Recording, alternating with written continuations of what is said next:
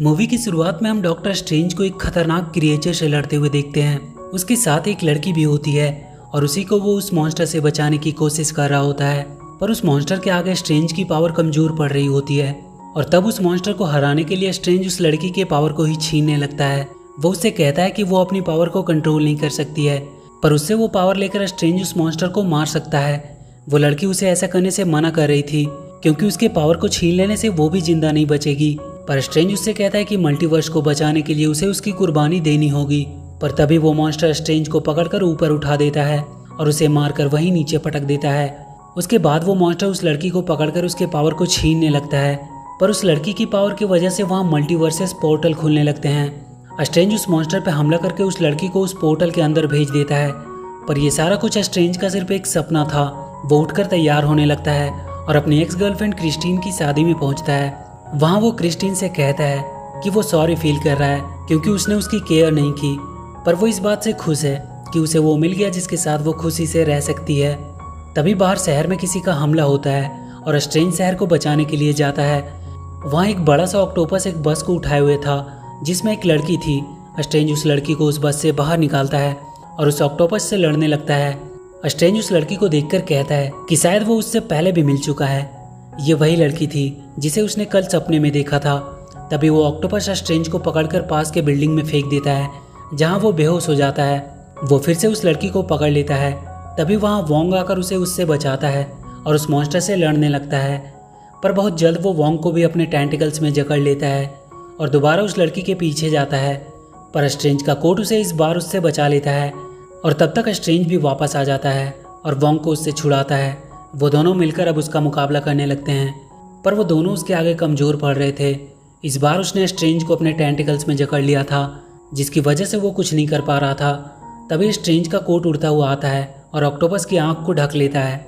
Strange तुरंत वहाँ एक पोल की मदद से उस ऑक्टोपस की आंख बाहर निकाल देता है जिसकी वजह से वो वहीं मारा जाता है। उसके बाद स्ट्रेंज उस लड़की से पूछता है कि वो कौन है और उसने उसे अपने सपने में कैसे देखा। वो लड़की उसे बताती है कि वो उसका सपना नहीं बल्कि एक दूसरा यूनिवर्स था जिसमें उसका ही एक अलग वर्जन उसके साथ एक मॉन्स्टर से उसे बचा रहा था। वो उसे बताती है कि वो ऑक्टोपस उसे किडनैप करना चाह रहा था क्योंकि कुछ डेमंस हैं जो उसके पावर्स को छीनना चाहते हैं। वो बताती है कि उसके पास किसी भी यूनिवर्स में ट्रैवल करने की पावर है, पर वो उस पावर को कंट्रोल नहीं कर सकती है। जब भी उसे कभी डर लगता है तब वो पावर अपने आप एक्टिवेट होने लगती है और मल्टीवर्स के पोर्टल खुलने लगते हैं। स्ट्रेंज उससे पूछता है कि कोई तो रास्ता होगा उन डेमंस को हराने का। वो कहती है कि एक बुक है, बुक ऑफ वेसांटी, जिसकी मदद से वो डेमंस को हरा सकते हैं। वोंग कहता है उस बुक तक पहुंचना लगभग नामुमकिन है, पर वो लड़की कहती है कि वो स्ट्रेंज के साथ उस बुक तक लगभग पहुंच चुकी थी, पर डेमंस ने आके उन्हें रोक दिया और वो यहाँ इस यूनिवर्स में आ गई। स्ट्रेंज कहता है कि ये रियल नहीं हो सकता क्योंकि ये सिर्फ उसका एक सपना था। वो लड़की उसे प्रूफ के तौर पे दूसरे यूनिवर्स के स्ट्रेंज की लाश को दिखाती है जो उसके साथ यहाँ आ गई थी। ये देखकर स्ट्रेंज और वोंग को भी अब उस लड़की पे भरोसा हो जाता है कि वो जो कह रही है वो बिल्कुल सही है। स्ट्रेंज वोंग से कहता है कि इस लड़की की जान पे बहुत खतरा है, उन्हें इसे सेफ रखना होगा। वोंग उस लड़की से उसका नाम पूछता है। वो अपना नाम उन्हें अमेरिका चैविस बताती है। वोंग उसे उनके साथ कमरताज चलने को कहता है क्योंकि वहाँ वो सेफ रहेगी। वो स्ट्रेंज की लाश को वहीं दफना देते हैं। आगे हम वांडा को देखते हैं जो अपने दोनों बच्चों के साथ घर पे एंजॉय कर रही होती है, पर यह सब उसका सिर्फ एक सपना था जिसे वो वास्तविकता में बदलना चाहती थी। वो अपने गार्डन में फूल तोड़ रही होती है, तभी उससे मिलने स्ट्रेंज आता है।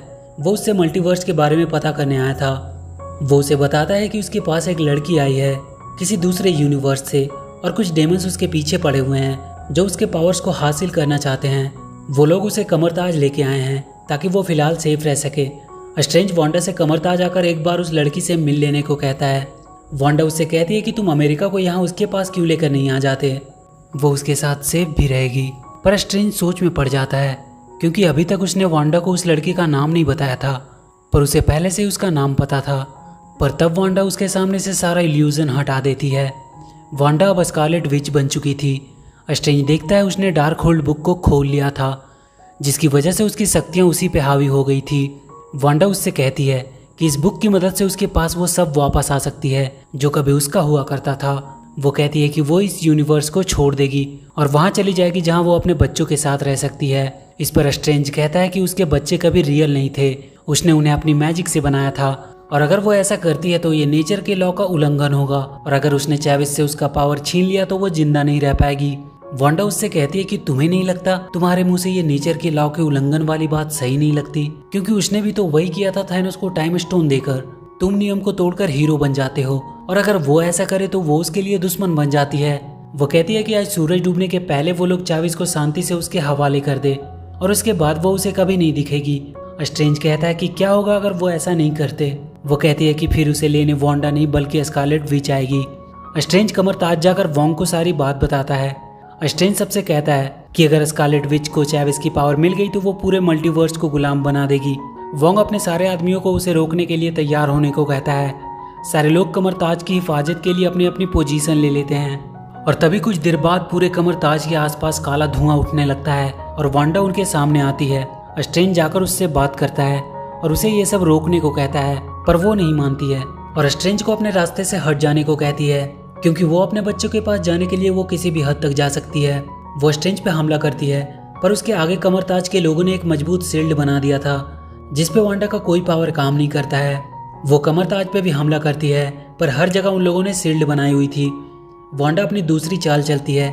वो वहाँ एक आदमी के दिमाग में जाती है और उसे वहाँ से भागने को कहती है, जिसकी वजह से उनका शील्ड टूट जाता है, और उसके बाद वांडा वहाँ पे हमला करती है।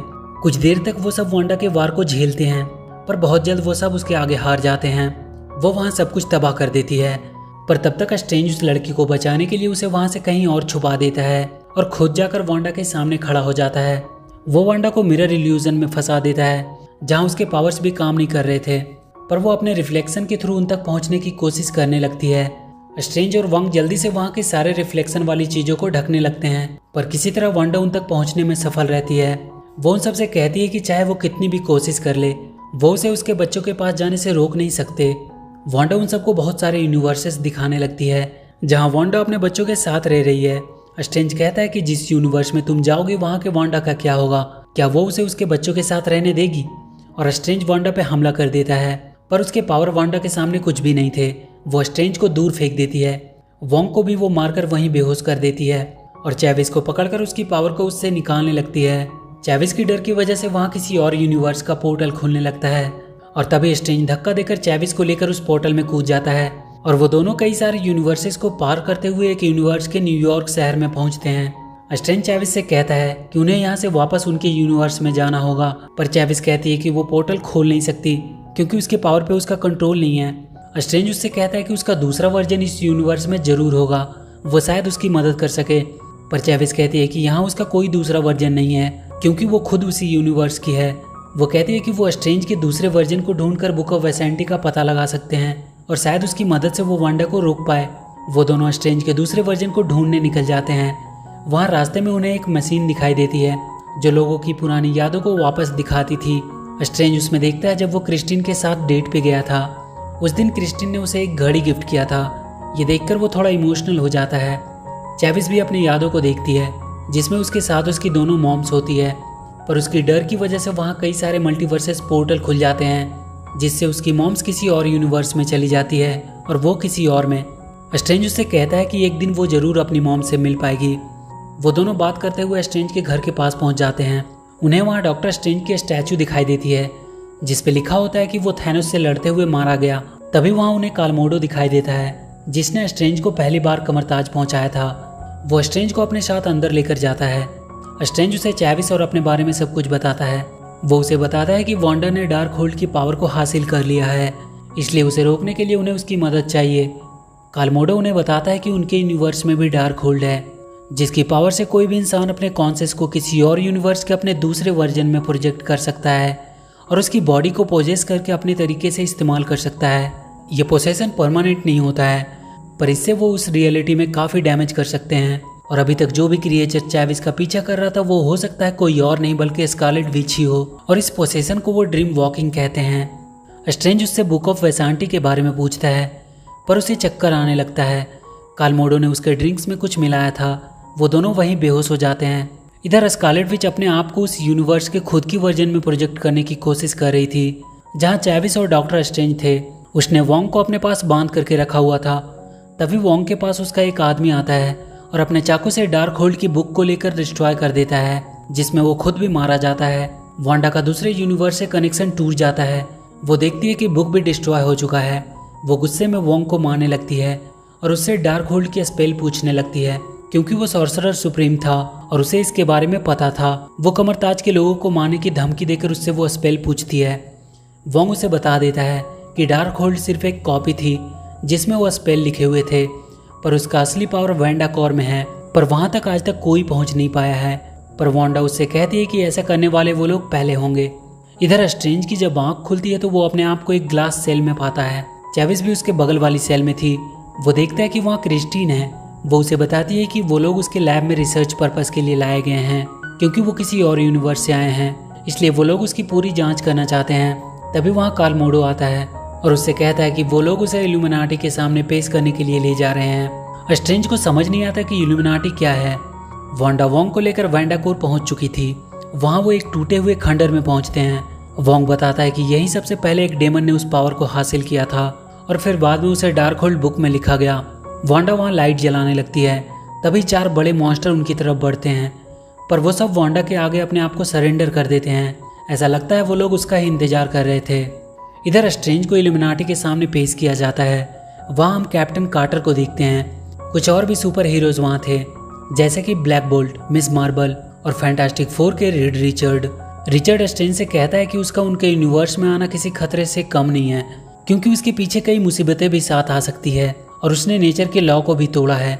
उन लोगों ने इल्यूमिनाटी को बनाया ताकि डिफिकल्ट डिसीजन ले सके, इसलिए आज वो डिसाइड करेंगे कि उसके साथ उन्हें क्या करना चाहिए। स्ट्रेंज उन्हें बताता है कि उनके ऊपर बहुत बड़ी प्रॉब्लम आने वाली है, स्कारलेट विच के रूप में। रिचर्ड उसे बताता है कि ड्रीम वॉकिंग को लेकर स्कारलेट विच से उनके लिए ज्यादा खतरा उसके यूनिवर्स का डॉक्टर स्ट्रेंज था। वो उनसे कहता है कि क्या वो स्ट्रेंज जो थैनोस से लड़ता हुआ मारा गया। तभी वहाँ चार्ल्स आता है और कहता है कि इसे सच्चाई बता देनी चाहिए। वो बताते हैं कि वो सब थैनोस के साथ वॉर में थे, पर स्ट्रेंज हमेशा अपनी मर्जी से काम करता था। उसने डार्क होल्ड की पावर ली और ड्रीम वॉकिंग करना शुरू कर दिया, पर एक दिन उसने उन सबको बुलाया और कन्फेस किया कि वो ड्रीम वॉकिंग कर रहा है। और ऐसा करते हुए एक बार उससे गड़बड़ हो गई और उसकी वजह से एक यूनिवर्स के सारे लोग मारे गए और उसे डर है कि उसकी वजह से वो दोबारा ऐसी गलती कर सकता है। उन सब ने बुक ऑफ वेसांटी की मदद से थैनोस को मारा, पर उनके सामने अभी भी दूसरा खतरा मौजूद था, डॉक्टर स्ट्रेंज के रूप में। इसलिए उन सब ने ब्लैक बॉट की मदद से स्ट्रेंज को खत्म कर दिया। इधर वोंग वांडा को समझाने की कोशिश कर रहा था कि वो चाहकर भी सब कुछ कंट्रोल नहीं कर सकती, पर वांडा उसे वहाँ के पहाड़ से नीचे फेंक देती है और अपना पोजेशन शुरू कर देती है। वो उस यूनिवर्स की वांडा को पोजेस करके अमेरिका चेविस के पीछे भेजती है। इल्यूमिनाटी के लोग अपने बिल्डिंग में किसी के हमले की आवाज़ सुनते हैं। वो कैमरे में देखते हैं वांडा ने उन पर हमला किया था। वो सब उसे रोकने के लिए चले जाते हैं। चार्ल्स स्ट्रेंज से कहता है कि अगर वो इस सेल से बाहर आ पाता है तो वो बुक ऑफ वेसांटी को लेने जाए जो वहाँ मौजूद है, और अमेरिका चेविस को किसी भी हालत में उस स्कारलेट विच से बचा कर रखे। वांडा क्रिस्टीन की लैब की तरफ बढ़ रही थी। वो उस रूम में पहुंचने ही वाली होती है कि उसके आगे सारे सुपर हीरो उसे रोकने के लिए आ जाते हैं। रिचर्ड वांडा को रुक जाने को कहता है। वो कहता है कि ब्लैक बोर्ड उसे सिर्फ अपनी आवाज़ से खत्म कर सकता है, पर ब्लैक बोर्ड का पूरा मुंह ही सील हो चुका था और वो अंदर ही अंदर अपनी आवाज़ से ही फटकर मर जाता है। वो रिचर्ड को भी एक झटके में ही मार डालती है। कैप्टन कार्टर और मिस मार्बल उस पर हमला करती है। वो दोनों एक साथ उस पर हमला करके उसे रोकने की पूरी कोशिश कर रहे थे। कैप्टन अपनी शील्ड से उस पर हमला करती है, पर वो उसकी शील्ड को पकड़कर जोर से उसी की तरफ फेंकती है और उसकी वजह से वो भी मारी जाती है। अब मिस मार्बल सिर्फ अकेले ही बची थी। वो अपनी पूरी ताकत के साथ उस पर हमला करती है, पर उसकी पावर को भी वांडा कुछ ही देर में खत्म कर देती है और वो दूर जाकर गिरती है। वो तुरंत उस पर एक बड़ा सा स्टैचू गिराकर उसे भी मार देती है। स्ट्रेंज अपने आप को सेल से बाहर निकालने के लिए मोडो को उकसाता है और वो जैसे ही उसे मारने सेल के अंदर आता है, स्ट्रेंज उसे हराकर वहां से बाहर आ जाता है। इधर क्रिस्टीन चेवी को सेल से बाहर निकालने की कोशिश कर रही थी, क्योंकि वो सेल जाम हो चुका था। वो उस ग्लास को तोड़ने की भी कोशिश कर रही थी। तभी एक पंच से चेविस उस ग्लास को तोड़ देती है, पर तब तक वांडा वहां आ चुकी थी। तभी उसे रोकने वहां चार्ल्स आता है और उसके दिमाग से स्कारलेट विच को निकालने की कोशिश करने लगता है, पर स्कारलेट विच उस पर भी हावी हो जाती है और उसकी गर्दन मरोड़कर उसे भी मार देती है। तब तक अमेरिका और क्रिस्टीन वहां से भाग जाते हैं। भागते हुए उन दोनों को स्ट्रेंज मिलता है। क्रिस्टीन उन्हें लेकर बुक ऑफ वेसांटी के पास ले जाने लगती है। वो लोग एक टनल के थ्रू जा रहे होते हैं और उनके पीछे वांडा आ रही होती है। स्ट्रेंज किसी तरह से वांडा को वहीं टनल में दबाकर फंसा देता है और वो लोग एक गेट के पास पहुंचते हैं जिसे सिर्फ डॉक्टर स्ट्रेंज ही खोल सकता था। वो उसे खोलने की कोशिश करता है, पर उससे वो खुलती नहीं है। क्रिस्टीन उसे स्ट्रेंज की घड़ी देती है जिसकी मदद से वो उस गेट को खोल लेता है। वो जगह स्पेस और यूनिवर्स के बीच के गैप का जंक्शन था। वहाँ बुक ऑफ वेसांटी रखी हुई थी। स्ट्रेंज जाकर उस बुक को अपने हाथ में ले लेता है। तभी चैविस को वांडा अपनी तरफ खींचती है और वो अपने पावर से बुक ऑफ वेसांटी को भी डिस्ट्रॉय कर देती है।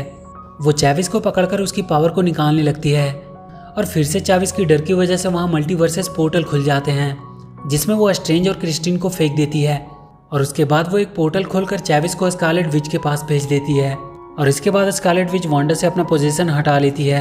वांडा को जैसे ही अपना ध्यान आता है वो अपने बच्चों के पास भागती है और इधर स्कारलेट विच चैविस को उठाकर बीच में रख देती है। क्रिस्टीन और स्ट्रेंज एक ऐसे यूनिवर्स में पहुंच जाते हैं जहां कई सारे यूनिवर्स आपस में कोलाइड कर रहे थे। वो दोनों उस यूनिवर्स के डॉक्टर स्ट्रेंज से मिलने जाते हैं। क्रिस्टीन को स्ट्रेंज बाहर ही छोड़कर अकेला ही उससे मिलने उसके घर जाता है। वो उससे मिलकर अपने बारे में सब कुछ बताता है और अपने यूनिवर्स जाने में उसकी मदद मांगता है। वो देखता है कि उसके पास डार्कहोल्ड की बुक है। वो स्ट्रेंज वहां से नीचे क्रिस्टीन को देखता है और उससे पूछता है कि क्या तुम क्रिस्टीन के बिना खुश हो, क्योंकि वो तो नहीं है। और तभी उसकी तीसरी आंख खुलती है। वो कहता है कि वो उसे डार्कहोल्ड बुक यूज करने देगा पर उसके बदले में उसे क्रिस्टीन उसे देना होगा। स्ट्रेंज उस पर हमला करने लगता है और वो दोनों वहाँ एक दूसरे से लड़ने लगते हैं और डॉक्टर स्ट्रेंज के एक वार से वहाँ का स्ट्रेंज खिड़की को तोड़ता हुआ नीचे जाकर रॉड पे गिर जाता है और वहीं मारा जाता है। डार्कहोल्ड की बुक स्ट्रेंज को मिल चुकी थी। इधर पहाड़ से गिरकर वोंग भी मरा नहीं था, वो एक पत्थर पे अटका हुआ था। वो उठकर वापस ऊपर चढ़ने की कोशिश करता है जहाँ वांडा चैविस की पावर्स को निकालने की कोशिश कर रही थी। स्ट्रेंज डार्कहोल्ड की मदद से देखता है कि वांडा अपने मकसद के काफी करीब है और तब स्ट्रेंज ड्रीम वॉकिंग करने का सोचता है। वो क्रिस्टीन से कहता है कि वो उसकी बॉडी की हिफाजत करे जब डेमन सोल उस पर हमला करेंगे। स्ट्रेंज अपने यूनिवर्स के मरे हुए डॉक्टर स्ट्रेंज पे अपनी पोजीशन करता है जिसे उसने गाड़ दिया था। वो मरा हुआ स्ट्रेंज फिर से बाहर निकलकर खड़ा होने लगता है और उसे वो वेंडाकोर तक पहुंचा देता है। पर तभी बहुत से डेमन सोल उस पर हमला करने लगते हैं। वो डेमंस कह रहे थे कि डेड बॉडी को पोजेस करना माफी के काबिल नहीं है और बहुत सारे डेमंस उस पर हमला करने लगते हैं। क्रिस्टीन उसकी बॉडी को डेमन से बचाने की कोशिश कर रही होती है। वो वहाँ के सारे डेमंस को फायर फ्लेम से खत्म कर देती है और स्ट्रेंज को जाकर संभालती है और कहती है कि वो उन डेमन स्पिरिट को अपने फायदे के लिए इस्तेमाल करे। स्ट्रेंज उन सारे डेमन स्पिरिट की मदद से उड़ता हुआ स्कारलेट विच के पास पहुंचता है। वहाँ के चारों मॉन्स्टर स्ट्रेंज पे हमला करने के लिए आगे बढ़ते हैं पर नीचे से वोंग एक को खींचकर वहाँ से नीचे गिरा देता है और बाकी तीनों को भी स्ट्रेंज उस पहाड़ से नीचे गिरा देता है। वो वांडा पे उन डेमंस को डाल देता है जिसकी वजह से वोंग उसे किसी तरह कंट्रोल कर लेता है। वोंग उससे कहता है कि वो ज्यादा देर तक उसे संभाल नहीं पाएगा, उसे चैविस की पावर को निकालकर यूज करना होगा, उनके पास और कोई रास्ता नहीं है। स्ट्रेंज चैविस की तरफ बढ़ता है। चैविस उससे कहती है कि वो अब समझ चुकी है कि उन्हें उसकी पावर क्यों चाहिए और वो अपने अंदर से उसे पावर निकाल लेने को कहती है। पर स्ट्रेंज उससे कहता है कि वो उसका पावर लेने नहीं आया है बल्कि उसे बताने आया है कि वो अपने आप पे भरोसा करे, फिर वो अपने पावर को खुद कंट्रोल करने लगेगी और वो मिलकर स्कारलेट विच को हरा पाएंगे। अमेरिका अपने पावर को कंट्रोल करने की कोशिश करती है। तब तक वांडा भी छूट जाती है और वो स्ट्रेंज पे हमला करके उसे मारने लगती है। तभी चैविस आकर उसे एक पंच देती है। अब वो अपनी पावर को फील कर सकती थी। वो लगातार वांडा को मारने लगती है और एक पोर्टल खोलकर उसे खोलते हुए लावे में गिराने वाली होती है पर वो रुक जाती है और कहती है कि वो उसके जैसा नहीं बन सकती और उसके सामने उसके दूसरे वर्जन वाला पोर्टल खोल देती है जहाँ उसके दोनों बच्चे उसे देखकर डरने लगते हैं। वहाँ उनकी मॉम वांडा आती है जिसे वो वहाँ से दूर फेंक देती है और कहती है कि वो उनकी मॉम है। वो दोनों बच्चे स्कारलेट विच पर चीजें फेंक कर मारने लगते हैं और वो उससे डरकर छुपने लगते हैं। वो उनके पास पहुंचकर कहती है कि वो उन्हें हर्ट नहीं करना चाहती, वो किसी को भी हर्ट नहीं कर सकती क्योंकि वो एक मॉन्स्टर नहीं है और वो वहीं बैठकर रोने लगती है। उसकी दूसरी वर्जन वांडा उसके पास आती है और प्यार से उसके चेहरे पे हाथ फेरती है और तब चैविस उस पोर्टल को बंद कर देती है। वांडा को अब अपनी गलती का एहसास हो चुका था। वोंग और चैविस वहां से पोर्टल खोलकर स्ट्रेंज को लाने चले जाते हैं। वांडा वहां के सब कुछ को तोड़कर बर्बाद कर देती है ताकि दोबारा कोई डार्कहोल्ड को यूज ना कर पाए। स्ट्रेंज देखता है कि उसके पास की भी डार्कहोल्ड की बुक डिस्ट्रॉय हो गई है। वांडा ने हर यूनिवर्स के डार्कहोल्ड को खत्म कर दिया था। वोंग और चैविस स्ट्रेंज को लेने के लिए वहां आ जाते हैं। आगे हम देखते हैं कि अमेरिका चैविस भी कमरताज में सीखने की कोशिश कर रही है और इसी के साथ ये मूवी यहीं खत्म हो जाती है। तो वीडियो अगर अच्छी लगी हो तो please do like and share the video and please subscribe to my channel and press that bell icon.